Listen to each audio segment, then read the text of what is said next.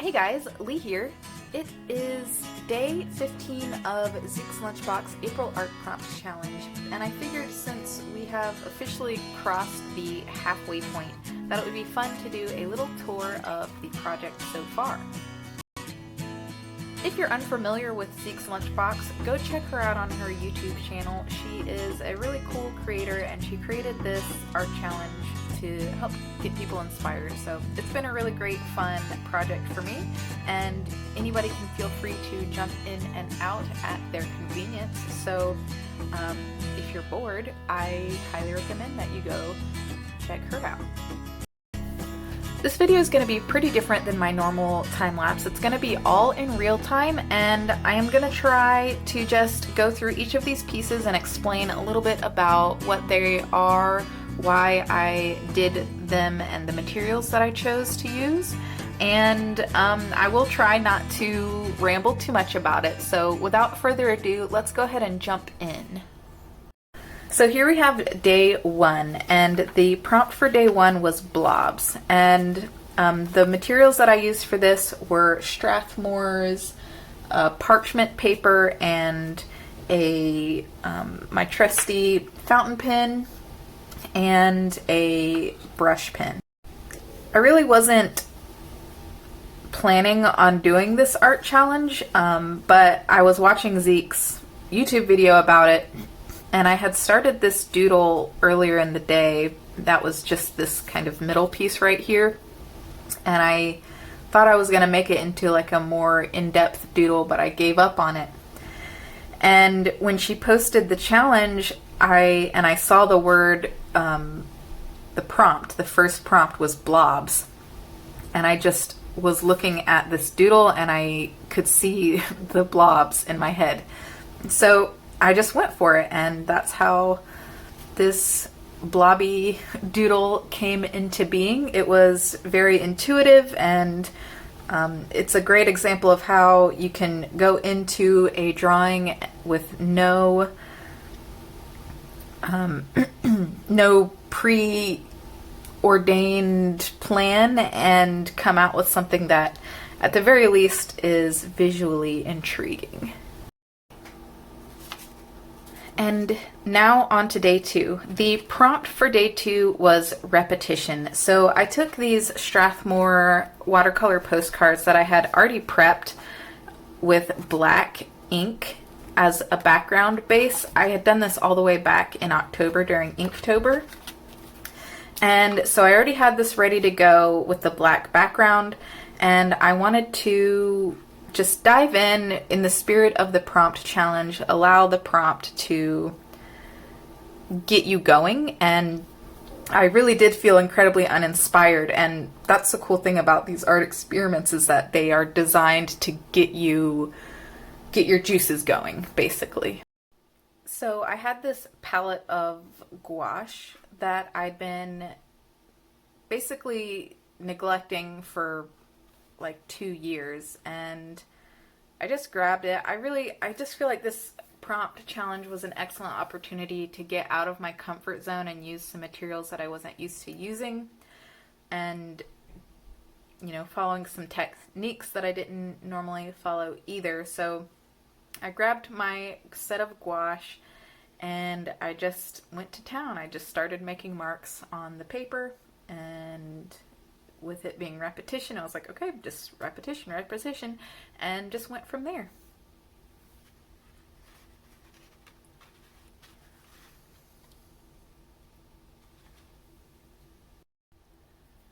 For day three, the prompt was circle, and again I had the postcard with the black background, and I thought about it throughout the day. At this point I wasn't super committed to the prompt challenge. I just kind of was viewing it casually. And I had a busy day that day, and it got to be around 7:30ish, and I was like, you know what, I'm not that tired. I might as well go ahead and do the prompt challenge.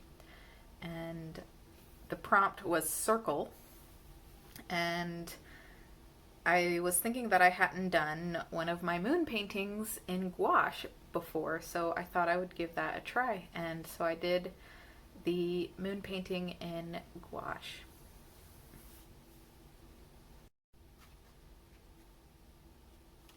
Day 4, the prompt was square. And again, I had the black watercolor, or excuse me, black ink postcard.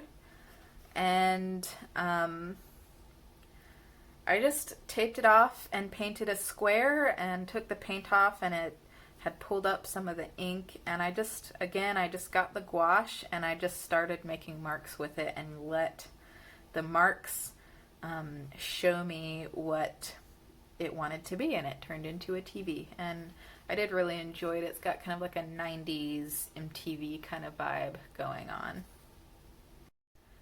It was with the creation of these first 3 that I really started feeling like I would be able to make these cool little time lapses on a daily basis. So that's another turning point for me. I've been making YouTube videos for kind of a long time, and most of my videos are very rambly, very, I don't know, maybe boring, I don't know. But if you go back and look at some of my older videos and compare them to these videos, I think you'll see like a big improvement. So that's something that I'm really proud of, and I'm really, really thankful for this prompt challenge for. Okay, so this is day 5, and the prompt for day 5 was 2 colors. So one of the things that Zekeslunchbox talked about on her channel was having the first week of the prompt be more about just making marks on the page rather than feeling like you have to create these epic pieces. It's more about getting into the act of making marks. So I picked 2 colors and I added white just as my own. There's no rule, so you can interpret it however you want, really. And so I picked a red and a blue, and I just started making marks. If you watch the video, in fact, I'll try to put a card up for each of these videos. If you watch the video, you'll see that it started off as literally just the 2 colors on the page, and I was kind of lost, but I just kept going, and then finally I put in the circle shape and I started mixing the 2 colors to do the shadows in the moon, and it got this really beautiful dark purple that ended up being the sky. So there's my prompt day 5, which was 2 colors.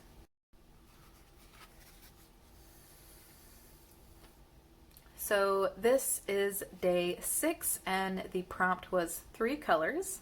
And for this I chose a blue, a red, and a green color. And sorry, I forgot to talk about the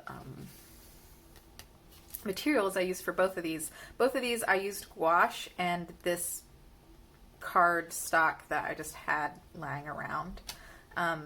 So again, I didn't know what I was doing, but I just took a composition that I'd done before and applied it to gouache, and it took a little finagling, again, as you'll see in the video if you decide to watch it, but it turned out pretty cute, and I really like the way the cardboard border looks with it. So here we have rounding off the first week with the prompt rainbow, and naturally when I think of rainbow, I do think of LGBTQ and gay pride and those kinds of things, and I wanted this one to be kind of like a level up from the other pieces.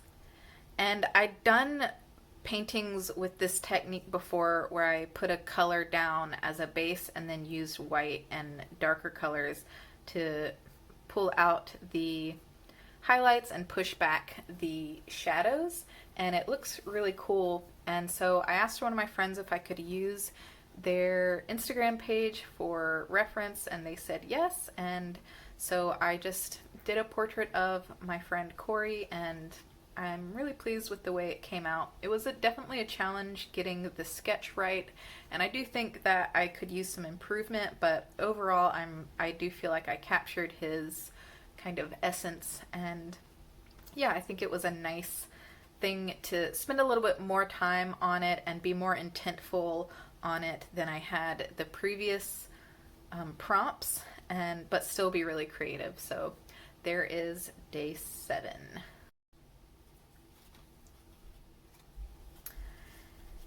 So after day 7, which was rainbow, having been a more complicated and in-depth piece, I wanted to kind of step back a little bit again, not get too wrapped up in being super detailed and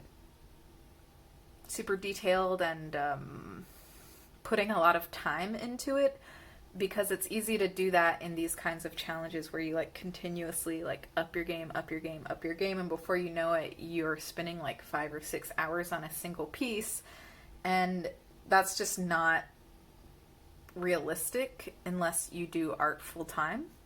And so I did just step back and I did another little card gouache painting, and the prompt for this was leaves, and so I just did a background and started painting some leaves. I wouldn't say that it's the most artfully done thing, but it is cute and I like it. Day 9, the prompt was flowers, and I had a day where I was spending some time outside, and there's a tree behind my apartment complex that was just really gorgeous and blooming in the spring, and I had taken some reference photos of it. So I used that to do this painting. It was done in watercolor, and I used watercolor paper for it. And yeah, it was just really relaxing and I really enjoyed it. It was a very low-key, kind of a break for my mind. Not like, it's not a doodle, it's not like a super in-depth piece, it's more of a study. So all I had to do was follow the reference photo loosely, and so it was just nice. Day 10, the prompt was sky, and this one I made a tutorial on my YouTube channel with this guy. So if you're interested in doing a step-by-step version of this, feel free to check out that video. But I used watercolor paper, my watercolors, and white gouache for the clouds, and it was a fun thing to do too. This is a scene that I do pretty regularly. It's a little bit more in depth than the doodles on the cards, but it's also not like a super heavy painting for me because I paint this kind of thing quite often.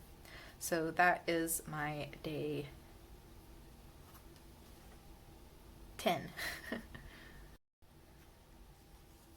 On day 11, I decided to get back out of the professional grade material. So this watercolor paper that I had started using for these 3 paintings is Arches that a friend had given to me. And I kind of thought back on some other YouTube videos that I've watched and some YouTubers that I admire, and a lot of them talk about how their followers don't like it when they use like really high quality materials because they can't necessarily themselves have access to it. And I had been using, before I started using these cards, I had been using this challenge as a way to use up some of my supplies that I didn't normally use, and I had these Strathmore watercolor paper. They're like cards that you can decorate yourself, so they're just come blank. And so I decided to use these. I'm not gonna lie, it was a real challenge using this paper. The watercolor just kind of seeped into it, it seemed like maybe the paper doesn't have much sizing. And if you're not sure which sizing is, that's just a compound that they mix in with the paper when they're making it that allows it to hold water to varying degrees.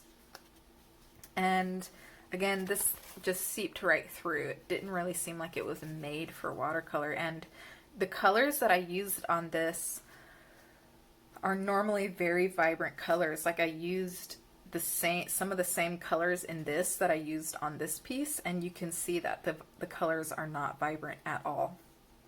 And but I wanted to make it work, because that's one of the cool things about art is I honestly believe that using lower quality materials is an excellent exercise, either by necessity or even if you're a professional, to get you into a problem-solving mindset, because that's what it does. It forces you to problem solve and create a composition around it. You basically have to learn how to work with the materials on hand. And so that's what I did. It's not my favorite piece, I'm not gonna lie, but I do really genuinely like the way it turned out.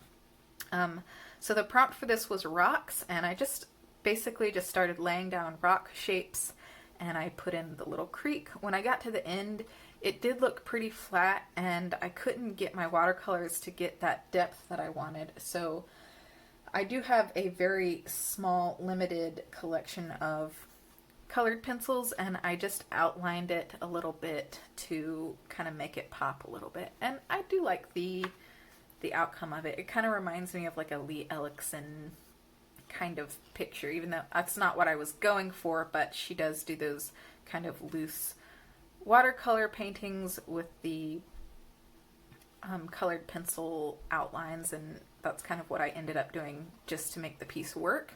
And yeah, it's pretty cute. I like it. On to day 12, it was Easter Sunday, and so I wanted to do an Easter themed piece. It turned out a lot weirder than I was anticipating, to be honest. And this one I did put a little bit more effort into it. So this was probably the most effort that I put into any of these paintings so far, with the exception of this rainbow piece. So this one was also done on Arch's watercolor paper. I sketched out the egg and the bunny. Anyway, the prompt was wet, and I just wanted to incorporate that into an Easter themed piece, and it led me to this kind of glass egg that was cracked with the, I keep saying yolk, but in my mind I actually view this as honey coming out of it. And it's got the Easter bunny in there, so, and then it's in outer space with bubbles. So I don't know, you can create your own little weird story around it if you like. But anyway, and the materials that I used were watercolor, a white gel pen, and black ink.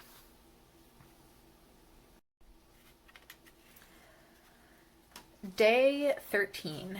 This is the only painting in the prompt series so far that I did not make a YouTube video out of. Basically, the reason for that is I wasn't feeling well on Easter, and I was anticipating feeling really sick on the next day. And so I started this in the morning, and then Monday came around and I had some work to do, and it just ended up being a really full day for me, and I didn't even really get into this painting until pretty late in the day. And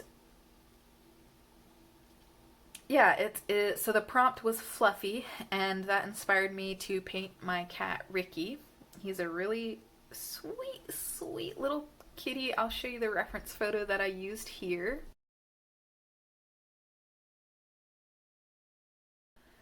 And basically he's been having some health issues.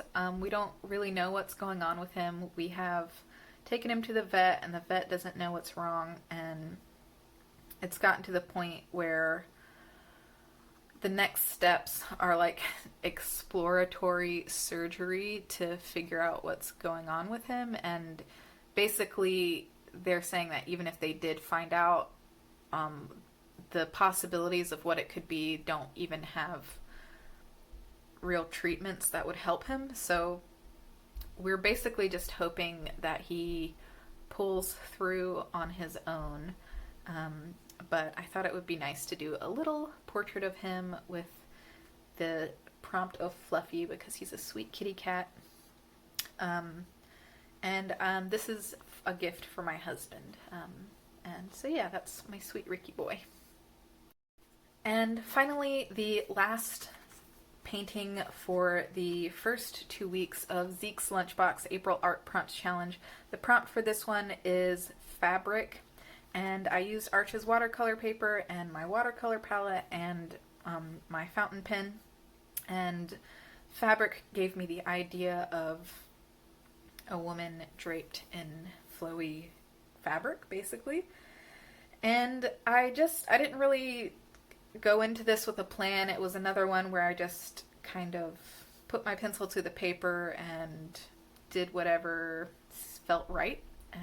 And it took some problem solving, and I wouldn't say that this is my best piece, but I think it's pretty, and yeah, I feel pretty good about it. So that is that.